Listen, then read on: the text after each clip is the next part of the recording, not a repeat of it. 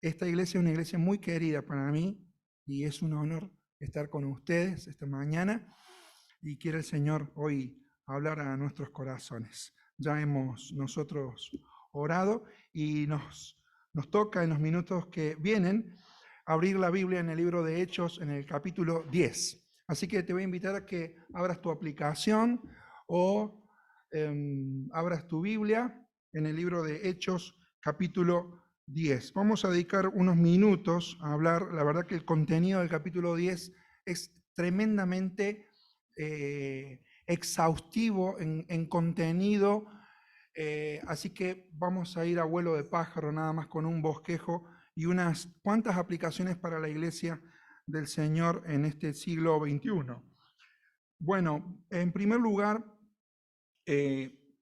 quiero decir que el plan de Dios en la economía de su soberanía y su mente se concreta en un programa que deja de ser un programa para establecerse en un proceso que finalmente termina en personas. Es decir, el plan de Dios tiene que ver con personas. Las iglesias que puedan entender esto van a marcar la diferencia. De hecho, la iglesia que marque la diferencia será la iglesia que rompa con la indiferencia. Y creo que este es el núcleo central de Hechos capítulo 10.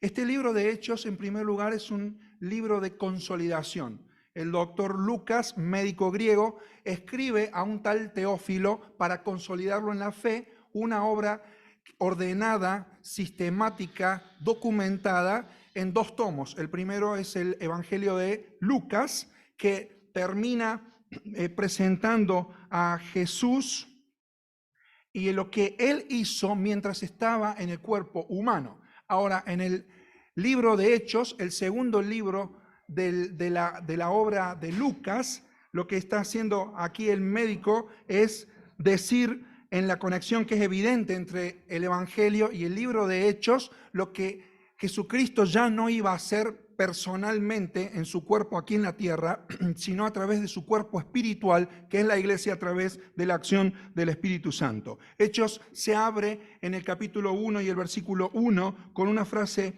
muy elocuente. Dice aquí el texto que en Teófilo, en mi primer libro, te relaté todo lo que Jesús comenzó a hacer y a enseñar. El libro de Hechos es un libro absolutamente dinámico, es un libro de acción. Las cosas que Jesús comenzó a hacer y a enseñar van a repercutir en su cuerpo espiritual, que es la iglesia, que tiene poder y tiene autoridad en su nombre para impartir bendición en el mundo en el cual ha sido levantada. Entonces, Lucas ha dejado a los creyentes en el templo alabando a Dios en el capítulo 24, pero en Hechos 1 lleva a la iglesia al mundo y lo lleva a través de un plan sistemático que nosotros vemos en el capítulo 1 y el versículo 8. Dice allí la Biblia que recibirán poder cuando el Espíritu Santo descienda sobre ustedes y serán mis testigos y le hablarán a la gente acerca de mí en todas partes, en Jerusalén, por toda Judea, en Samaria y hasta los lugares más lejanos de la tierra. Entonces, esta Jerusalén, esta Judea y esta Samaria, hasta lo último de la tierra, eran los lugares circundantes reales para aquellas personas, de la misma manera que hoy tu hogar, tu barrio, nuestra ciudad y nuestra nación son nuestros ámbitos de influencia, nuestros ámbitos donde Dios quiere obrar transformando el mundo. Y la verdad es que cuando yo pienso en la gracia que me alcanzó a mí, hermanos queridos, pienso que Dios no me hizo solamente para hacerme a mí diferente, sino para que el mundo sea diferente a través de lo que Dios haga a través mío y a través de lo que Dios pueda hacer con tu vida. Dios no te ha salvado por su gracia para solamente hacer una persona distinta. Eso ya de por sí es una bendición. Pero mucho más allá de eso, como vamos a ver unos minutos más adelante, Dios ha tocado tu vida para que donde vos pises puedas transformar un ambiente de depresión, un ambiente de soledad, un ambiente de corrupción, un ambiente de inmoralidad en un ambiente distinto donde se pueda percibir realmente la presencia de Dios. El libro de Hechos es el libro más inconcluso del Nuevo Testamento. Dice Warren Wiersbe de la siguiente manera: los detalles de cómo Dios trajo el Evangelio hasta nosotros pueden perderse en la historia, pero Dios conoce cada eslabón de esa secuencia ininterrumpida. Ellos se lo dijeron a alguien que se lo comunicó a otro, que se lo dijo a otra persona, que te lo dijo a vos.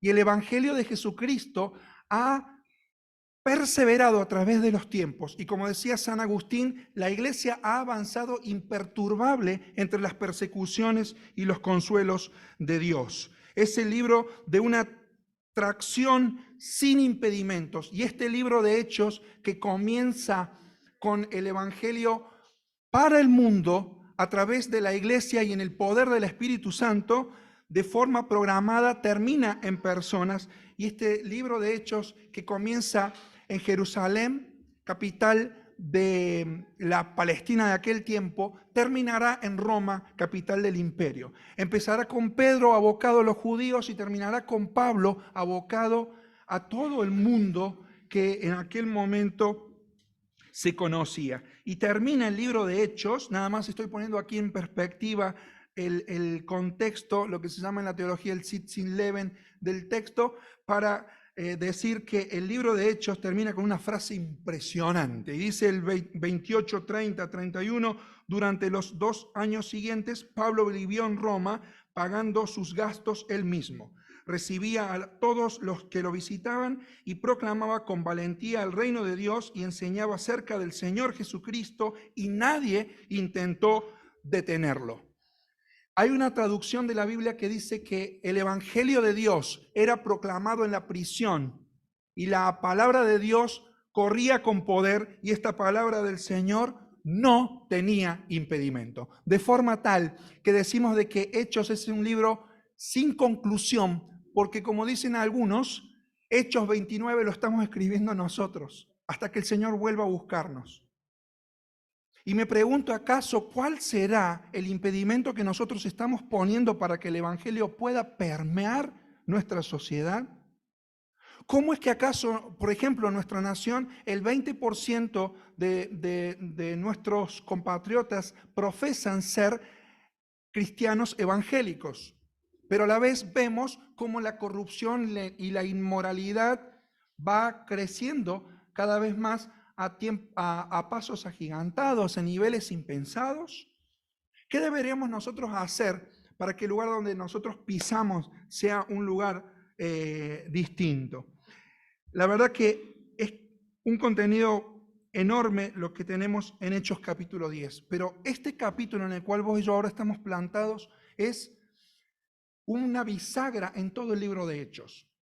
En el capítulo 2 del libro de Hechos nosotros tenemos que el Evangelio en Pentecostés es abierto a los judíos.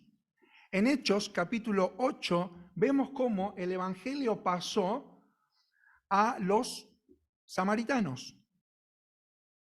Y la persecución hizo que la iglesia de Jerusalén fuera esparcida. Algunos de ellos pagaron con sus propias vidas y regaron con sus propias gotas de sangre los caminos polvorientos del imperio. Y como decía algún teólogo en la antigüedad, sangrum Christianum semen Christianomum. La sangre de los cristianos es la semilla del cristianismo. Y así fue esparcido, de forma tal que el programa que en capítulo 1 y versículo 8 tenemos de que el Evangelio iba a prosperar desde Jerusalén, Judea, Samaria y hasta lo último de la tierra, Hechos 1.8 presenta ese programa, y luego se invierte a Hechos 8.1, donde el Evangelio pasa a Samaria. Luego en Hechos capítulo 10, donde nosotros estamos plantados, presenta la apertura del Evangelio a una forma impensada para los judíos. Y es que el Evangelio se abre a todas las naciones, a todas las personas, sin distinción de etnia, tribu, lengua o nación. porque ese es el plan de Dios. Y aquí estamos. Yo dije todo esto para que encontraras Hechos capítulo 10.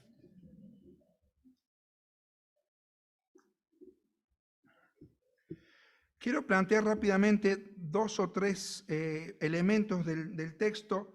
Vamos a leerlo y voy a pedir que nos ayuden, que me ayuden a poder pasar este capítulo. Nos va a llevar unos minutos leerlo, pero vamos a ir leyendo por bloque de unidad y vamos a ir haciendo algunas notas para después finalizar con alguna aplicación para nosotros. Pero, en primer lugar, lo que este plan de Dios se termina transformando en un programa que pasa un proceso que llega a una persona, vemos aquí que es impulsado por el Espíritu de Dios. Es una acción fundamentalmente neumática. Hablamos de esto en la teología. Neumática en razón de que el Espíritu Santo es el que promueve en la vitalización de Cristo en la vida de las personas y de su iglesia la extensión de su misión a todas las naciones, a todas las etnias. Es el Espíritu Santo el que mueve. En primer lugar, el Espíritu Santo entonces prepara a un tal Cornelio para que oiga el mensaje. Ahora quiero pedirte que puedas leer conmigo, algunos de ustedes que puedan leer el capítulo 10, versículos 1 al 8. Había en Cesarea un hombre llamado Cornelio, centurión, de la compañía llamada la Italiana, piadoso, temeroso de Dios con toda su casa, y que hacía muchas limosnas al pueblo y oraba a Dios siempre. 1 y 2. Al 8, por favor. Al 8. Este vio claramente en una visión como la hora novena del día, que un ángel de Dios entraba donde él estaba y le decía: Cornelio. Él, mirándole fijamente y atemorizado, dijo: ¿Qué es, Señor? Y le dijo: tus oraciones, tu limosna han subido para memoria delante de Dios. Envía pues ahora hombres a Jope y haz venir a Simón, el que tiene por sobrenombre Pedro. Este posa en casa del cierto Simón, curtidor, que tiene su casa junto al mar. Él te dirá lo que es necesario que hagas. Ido el ángel que hablaba con Cornelio, este llamó a 2 de sus criados y a un devoto soldado de los que le asistían, a los cuales envió a Jope después de haberles contado todo. El Espíritu Santo está convenciendo a las personas. La Biblia nos dice de pecado, de justicia, de juicio. Está preparando personas para que se puedan encontrar con el glorioso mensaje del Evangelio. La particularidad que tiene este texto es que que vivía en Cesarea, capital romana de una provincia de Palestina, es que era romano. Y aquí, entonces, hay una bisagra y un antes y un después en el texto bíblico. Tenemos una perspectiva que se abre, una dimensión realmente enorme, impensada para los judíos. Y Pedro se va a encontrar con este Cornelio centurión. Centurión significa que era jefe de 100, era parte de la estructura militar romana. Tenemos en este capítulo una infinidad de detalles de aquellos tiempos, pero no los vamos a poder indagar, así que yo descanso en que ustedes van a leer en sus casas y van a poderse al día con esto. Este Cornelio era un semiprosélito, es decir, una persona que simpatizaba con el cristianismo, excepto la circuncisión.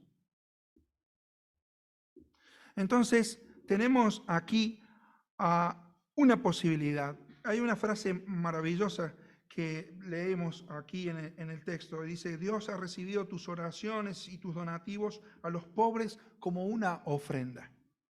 Muchas personas buscan a Dios. Qué importante es saberlo. Es importante, pero también es posible ser religioso y estar buscando a Dios, y es también posible ser religioso y estar perdido. Y posiblemente en esta mañana Dios esté preparando tu corazón como preparó el corazón de Cornelio para encontrarse con un mensaje. Luego, en los versículos que vienen, tenemos la segunda instancia, cómo el Espíritu Santo prepara a Pedro para que lleve el mensaje. Ahora, mira cómo el texto bíblico nos dice que Cornelio fue avisado en su búsqueda de Dios para la solución que él estaba buscando. Dios envió un ángel y posiblemente con su poder y soberanía podría Dios haber usado a ese ángel para hablarle a Cornelio, o no, directamente. Si le dijo que se fuera a 50 kilómetros donde estaba la otra ciudad, podría tranquilamente haberle dicho allí la verdad de lo que él estaba buscando. Sin embargo, le dijo el ángel que fuera y se trasladara hasta esta otra ciudad para encontrarse con una persona. Y esto tiene que ver con que Dios está buscando personas que puedan ser usadas, porque lo puede hacer de otra manera, pero Dios quiere usarte a vos de la misma manera y a mí de la misma forma que usó a Pedro. Lo podría hacer a través de otra gente, lo podría hacer de otra manera, lo podría hacer de la forma que a él le placiera. Pero una de las cosas más maravillosas es que encontramos que la Biblia dice que Dios nos ha tenido misericordia y por su gracia nos ha regalado no solamente la salvación, sino también la posibilidad de poder ser parte del ministerio. ¿Sabes lo que es el ministerio? Ministerio deriva etimológicamente de la palabra minus, es la contra de la palabra magisterio. La palabra magisterio tiene que ver con la posición majestática, algo mayor, es un maestro. Y el ministerio tiene que ver etimológicamente con la palabra minus. De allí viene la palabra minusvalía, la palabra menos.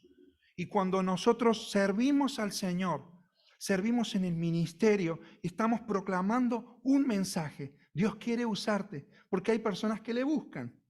Ahora, vamos a leer desde los versículos 9 al 35, seguir el texto bíblico y leer allí en la Biblia que Pedro fue preparado por el Espíritu Santo para que llevara este mensaje.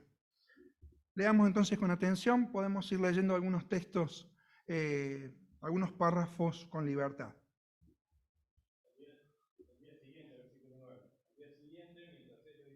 Camino y se acercaban a la ciudad, Pedro subió a la azotea cerca de la hora sexta. Y tuvo gran hambre y quiso comer, pero mientras le preparaban algo, le sobrevino un éxtasis. Y vio en el cielo abierto y que descendía algo semejante a un gran lienzo, que atado de las cuatro puntas era bajado a la tierra, en el cual había de todos los cuadrúpedos terrestres y reptiles y aves del cielo. Y le vino una voz diciendo, levántate, Pedro, mata y come. Entonces Pedro dijo, Señor, no, porque ninguna cosa común o inmunda he comido jamás. Volvió la voz a él la segunda vez, lo que Dios limpió, no lo llames común. Esto se hizo 3 veces y aquel lienzo volvió a ser recogido en el cielo. Y mientras Pedro estaba perplejo dentro de sí sobre lo que significaría la visión que había visto, he aquí 2 hombres que habían sido enviados por Cornelio, los cuales, preguntando por la casa de Simón, llegaron a la puerta. Y llamando, preguntaron si moraba allí un Simón que tenía por sobrenombre Pedro. Y mientras Pedro pensaba en la visión, le dijo el Espíritu, he aquí 3 hombres te buscan. Levántate pues, y desciende y no dudes de ir con ellos, porque yo los he enviado. Entonces Pedro, descendiendo a donde estaban los hombres que fueron enviados por Cornelio, les dijo, he aquí, yo soy el que buscáis. ¿Cuál es la causa por la que habéis venido? Ellos dijeron, Cornelio el centurión, varón justo y temeroso de Dios, y que tiene buen testimonio en toda la nación de los judíos, ha recibido instrucciones de un santo ángel de hacerte venir a su casa para oír tus palabras. Entonces, haciéndoles entrar, los hospedó. Y al día siguiente, levantándose, se fue con ellos y le acompañaron algunos de los hermanos de Job. Cuando llegaron a Cesarea, Cornelio ya los estaba esperando y había llamado a sus parientes y amigos más íntimos. En cuanto Pedro entró, Cornelio salió a recibirlo y arrodillándose delante de él, le rindió honor. Pero Pedro le dijo: levántate, yo mismo soy un hombre como tú. Mientras hablaba con él, Pedro entró y se encontró con que ya había reunido muchas personas. Entonces le dijo: Como ustedes saben, para un judío es muy repugnante juntarse o acercarse a un extranjero, pero Dios me ha hecho ver que no puedo llamar a nadie gente común o impura. Por eso, cuando me llamaron, vine sin replicar. Pero ahora les pregunto: ¿para qué me han hecho venir?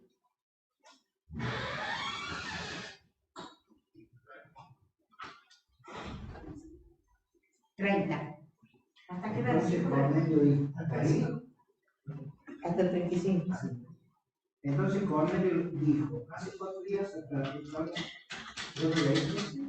No. Entonces Cornelio dijo, hace 4 días hasta esta hora, yo estaba en ayuno, y a la hora novena, mientras oraba en mi casa, he aquí un varón se puso delante de mí en vestido resplandeciente, y dijo, Cornelio, tu oración es oída, y tus limosnas han venido en memoria y la presencia de Dios. Envía pues a Jope y haz venir a un Simón que tiene por sobrenombre Pedro.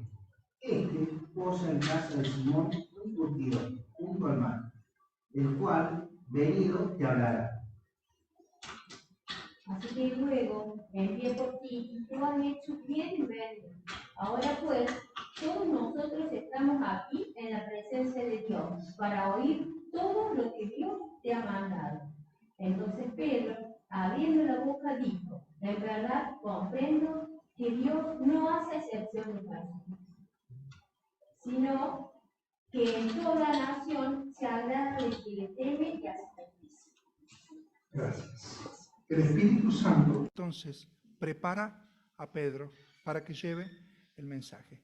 Fíjate, cuando leemos el Antiguo Testamento encontramos que hubo otra persona en el mismo puerto, en la misma ciudad llamada Jope, enviada a predicar a personas fuera de la nación judía, que rechazó ese llamado.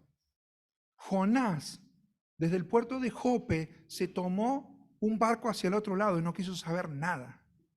Y en la misma ciudad, Pedro es preparado e impulsado. Encontramos desde los versos 9 al 16 la educación espiritual de Pedro, que lo lleva a una nueva convicción. Desde el versículo 17, la exposición a las personas, la relación con las personas, lo lleva a Pedro a una nueva compasión. Y desde el versículo 24 al 35, la experiencia de Pedro lo llevó a un nuevo compromiso. Algunos extremistas judíos, dice William Barclay, llegaban a tal punto en su diferencia con las otras naciones, al punto llegaban de no ayudar a una mujer a dar a luz si ésta fuera gentil. A ese extremo algunos habían llegado, así que esto era un cambio total, cómo Dios podía llegar a personas fuera de la nación judía.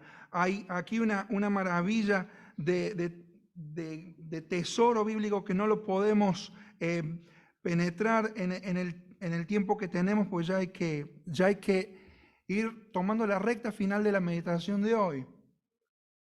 Pero sí, el Espíritu Santo estaba preparando al buscador y estaba preparando también a quien fuera el comunicador de un mensaje. Había un mensaje que escuchar. Entonces, desde el versículo 36, cuando Pedro se encuentra con estos y con toda la familia se había armado toda, la reunión completa, comienzan a proponer la gran noticia que ellos debían escuchar. Y es lo que nosotros leemos desde el versículo 36 hasta el final del capítulo. Y aquí vemos entonces cómo el Espíritu Santo aplica el mensaje del Evangelio.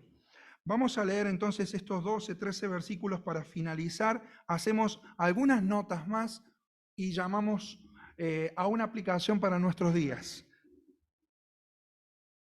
De la buena noticia para el pueblo de Israel, que hay paz con Dios por medio de Jesucristo, quien es Señor de todos.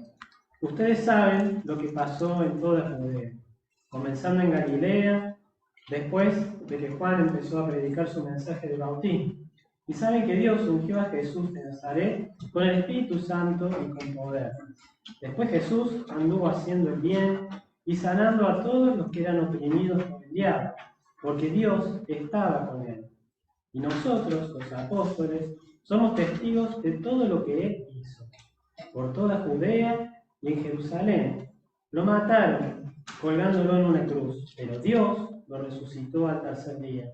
Después Dios permitió que se apareciera, no al público en general, sino a nosotros, a quienes Dios había elegido de antemano para que fuéramos sus testigos. Nosotros fuimos los que comimos y bebimos con él después que se levantó de los muertos. Y él nos ordenó que predicáramos en todas partes y diéramos testimonios de que Jesús es a quien Dios designó para ser el juez de todos, de los que están vivos y de los muertos. De él dan testimonio todos los profetas cuando dicen que a todo el que cree en él se le perdonarán los pecados por medio de su nombre. Mientras Pedro aún estaba diciendo estas cosas, el Espíritu Santo descendió sobre todos los que escuchaban el mensaje. Los creyentes judíos que habían llegado con Pedro quedaron asombrados al ver que el don del Espíritu Santo también era derramado sobre los gentiles, pues los oyeron hablar en otras lenguas y alabar a Dios. Entonces Pedro preguntó: ¿puede alguien oponerse a que ellos sean bautizados ahora que han recibido el Espíritu Santo, tal como nosotros lo recibimos? Por tanto, dio órdenes de que fueran bautizados en el nombre de Jesucristo. Después Cornelio le pidió que se quedara varios días con ellos. Qué maravilla. Gracias. El Espíritu Santo entonces aplica el mensaje del Evangelio. La lección que Pedro aprende es que Dios, como ya se le había anunciado al pueblo de Israel, no hace acepción de personas. Deuteronomio capítulo 10. Dios le muestra a Pedro a través de la imagen de esa lona, de ese lienzo en aquella azotea, cuando él aprovechaba el tiempo, y dice el texto que mientras tenía hambre subió arriba para aprovechar el tiempo y orar al Señor para buscar dirección de parte suya. La Biblia nos enseña de que Dios le mostró que no podía él llamar inmundo lo que Dios había limpiado, y se lo mostró a través de las cosas que estaban establecidas en la ley, por ejemplo en Levítico capítulo 11. Dios preparó a Pedro siendo hospedado por un curtidor llamado Simón, uno que se rozaba con la impureza ritual porque tenía contacto al tratar con los cueros, con restos de cadáveres de animales. Y Dios preparó a Simón para que diera un mensaje. Y es el mensaje que toda la humanidad debe escuchar. ¿Qué resume este mensaje? Claro, para Dios no hay diferencia. Todos nosotros, los seres humanos, tenemos un Dios y creador. Y dice el mismo libro de Hechos que en Él nos movemos, en Él somos. Capítulo 17, verso 26. También dice la Biblia que todos nosotros hemos pecado y que el pecado nos separa de la presencia del Señor. Esto está siendo ridiculizado, minimizado, y debe ser recordado y proclamado por la iglesia del Señor. El pecado ha destrozado toda la humanidad y ha tenido este pecado en sus efectos cósmicos, en sus efectos expansivos, efectos a nivel cósmico. Y a esos niveles Cristo vino a morir en la cruz no solamente para salvarnos, porque así como todos compartimos un creador y todos compartimos el pecado, todos también necesitamos un Salvador. El mismo libro de Hechos en el capítulo 4, versículo 12 dice que no hay otro nombre dado a los hombres en el cual nosotros podemos ser salvos, sino en el nombre del Señor Jesús. Ahora, se entiende de que todo lo que Pedro habló en ese momento con esa gente que estaba buscando a Dios, no es todo lo que tenemos aquí, sino que Lucas condensó todo ese mensaje y pone aquí, vierte en Hechos en el capítulo 10 el corazón del Evangelio. Entonces, ¿qué menciones podríamos nosotros hacer de eso? Primero, Jesús fue enviado por el Padre y equipado por el Espíritu Santo con poder, lo acabamos de leer. Es decir, la salvación del hombre implica lo que nosotros en la teología llamamos la espiritualidad trinitaria. Tanto Dios Padre como Dios Hijo y Dios Espíritu Santo están profundamente implicados en la salvación del hombre. Número 2, Jesús practicó un ministerio de sanidad. Él quiere romper con la tristeza, Él quiere romper con los corazones quebrantados y Él cumple lo que dice el profeta Isaías. Él vino a sanar a los quebrantados de corazón. Jesús, número 3, fue crucificado. Número 4, Jesús resucitó, porque Él entonces de esta manera puede conquistar lo peor que nosotros, que vos y yo pudiéramos nosotros hacer. Número 5, los predicadores cristianos debemos tener un contacto de vida con aquel que estamos predicando. Si no, es letra muerta. Si yo no tengo un contacto vital con aquel del cual estoy dando testimonio, estoy en problemas. Entonces, los predicadores cristianos debemos ser testigos como Pedro, luego como Pablo, de la resurrección. Y nuestra vida tiene que haber tenido una transformación, no un cambio, que es lo que mucha gente está buscando hoy. Mucha gente está buscando un cambio y lo que Dios propone es una transformación. El cambio implica opcionalidad, con posibilidad de reversión. La transformación que Dios hace es tomar a una persona muerta en sus pecados y darle vida espiritual para siempre. Eso es vida eterna. También el resultado de esta acción del Espíritu Santo se llama regeneración. Es una nueva relación con Dios por una nueva vida solo posible por la vida del resucitado, en la vida de la persona y en la vida del pueblo de todos aquellos que creemos en Él. Y en último lugar, el gran mensaje es que la iglesia local recibe al nuevo miembro y lo recibe en el nombre del Señor Jesucristo y toma la responsabilidad de cuidarlo. Por eso Cornelio, al ser recibido, le pidió a él que se quedara un tiempo más. ¿Cómo se compone entonces Hechos capítulo 10? Se compone de un hombre que busca a Dios, un gentil impensado para el pueblo judío. Toma luego a un siervo suyo llamado Pedro y lo capacita en distintos momentos de su vida para que pueda predicar el gran mensaje que el Espíritu Santo aplicará. ¿Qué conclusión veo aquí? Que Dios muchas veces tiene que romper muchos de nuestros paradigmas. Que debemos pensar no solamente en nuestros programas, sino sobre todas cosas en las personas. De que la iglesia del Señor está llamada a terminar con la carencia de evangelio. Nota bien, por favor, no estoy hablando de la carencia del evangelio. El evangelio es suficiente, el evangelio es poder de Dios para salvación a todo aquel que cree, al judío primeramente, también al griego. Y esto compone la posibilidad de salvación para todos. No estoy hablando de que el evangelio esté careciendo de algo. El evangelio es poder de Dios. Aún hoy, hermanos, si usted lo cree, yo lo creo. Él puede cambiar las miserias del ser humano, cambiar la desesperanza por esperanza. Él puede cambiar una vida de miseria espiritual por una vida de riquezas que hay solamente en Cristo Jesús, el tesoro de todos los hombres. La iglesia del Señor está llamada a terminar con la carencia de evangelio y esto implica romper algunos paradigmas. ¿Cuál entonces es nuestra misión como iglesia? Muchas veces nosotros pensamos que la misión es está imbuida, sumergida en el concepto de la transculturalidad.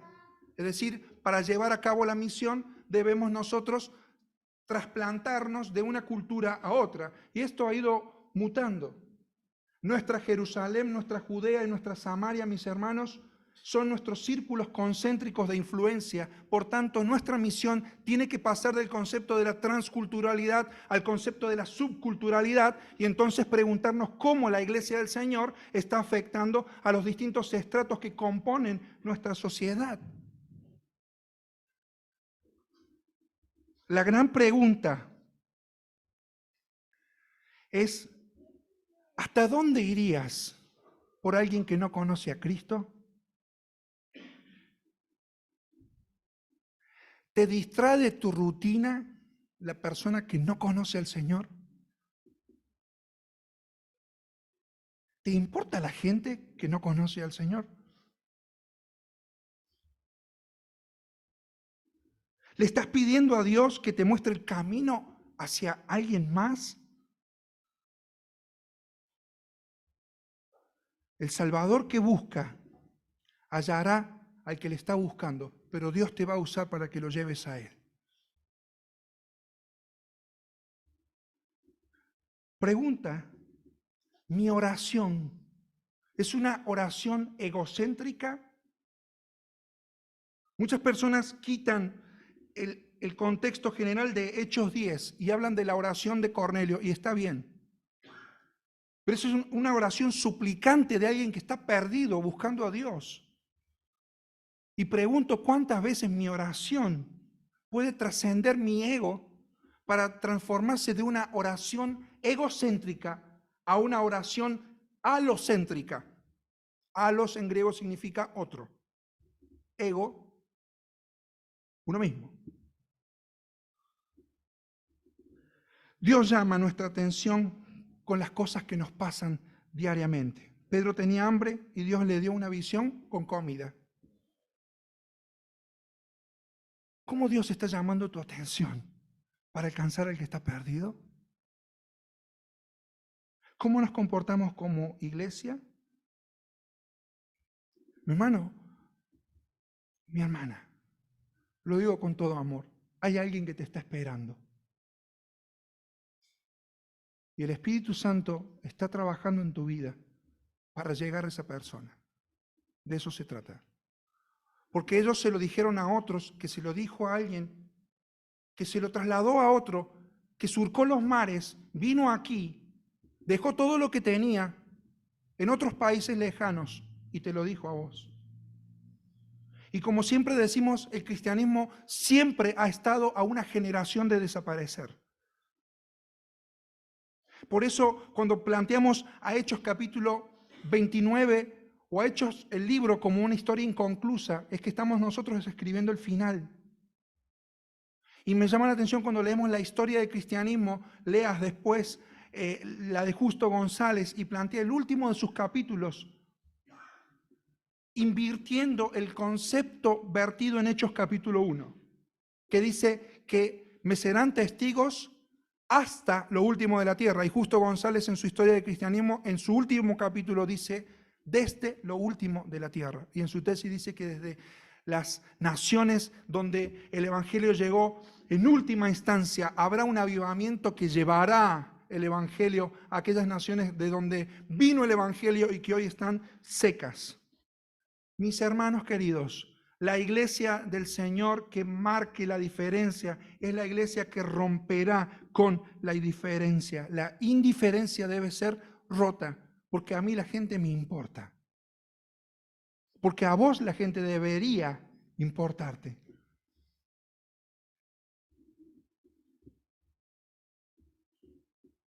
Y es ese sentido de urgencia lo que hace que tomemos nosotros decisiones importantes en la vida. Fue lo que le pasó a Gandhi cuando entró en un culto de habla inglesa y nadie lo saludó. A un culto cristiano. Y se dio vuelta y se fue, y Gandhi fue Gandhi. Ese sentido de urgencia que impulsó a a John Peyton a tomar la decisión de ir a las Nuevas Hébridas del Sur, dejar un futuro promisorio en su tierra natal, enfrentarse a un anciano llamado Dickens, y cuando enfrenta a Dickens le dice él: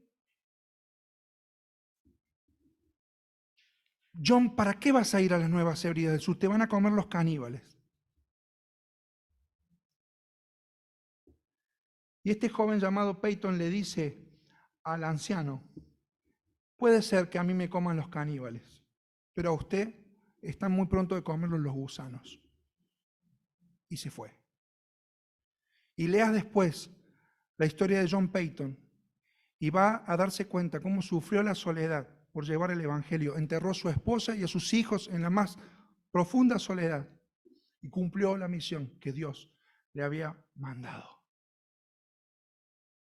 Hechos 10 nos muestra de que la iglesia que hace la diferencia es la iglesia que rompe con la indiferencia. Anoche en nuestra congregación,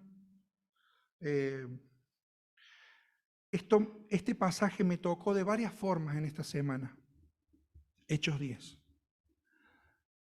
Pero le voy a decir la de anoche nada más, que terminó a las 2 de la mañana. Un hombre vino a la iglesia y dice: yo durante muchos años veía la puerta de madera de la iglesia, él es carpintero. Si me llamaba la atención la puerta de la iglesia, del templo, y nunca me imaginé estar aquí adentro. Si sabes que llevo 2 mochilas en mi vida, una es la de mis herramientas, una lijadora con una lija gastada, pero llevo una más grande, que es la del vacío en mí. Y se rompió.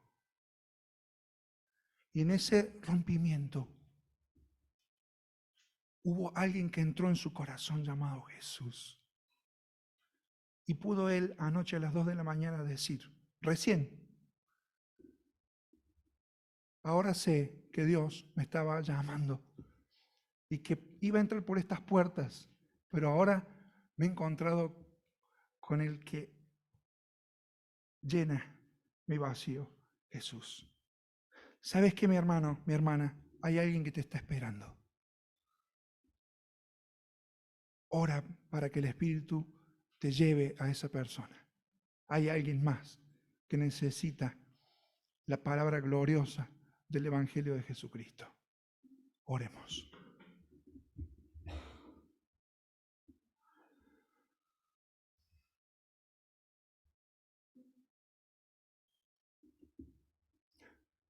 Señor, te necesitamos.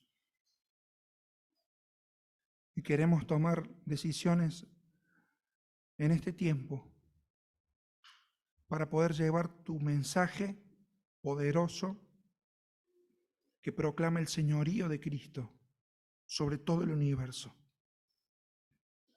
El mensaje de redención y de perdón, de arrepentimiento y de transformación a todas las gentes.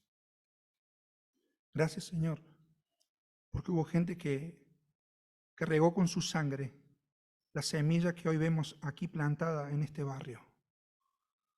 Gracias porque hubo gente que se jugó.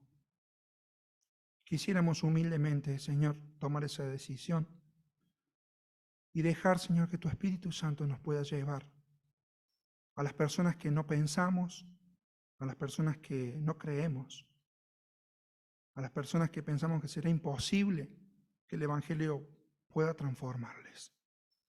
Gracias por habernos perdonado, Señor. Pero gracias porque nos estás llamando hoy a romper con la indiferencia, para marcar la diferencia. Gracias porque tú no haces acepción de personas y porque me perdonaste, Señor. Gracias porque me perdonaste. En el nombre de Jesús. Amén. Que Dios les bendiga, hermanos. Gracias.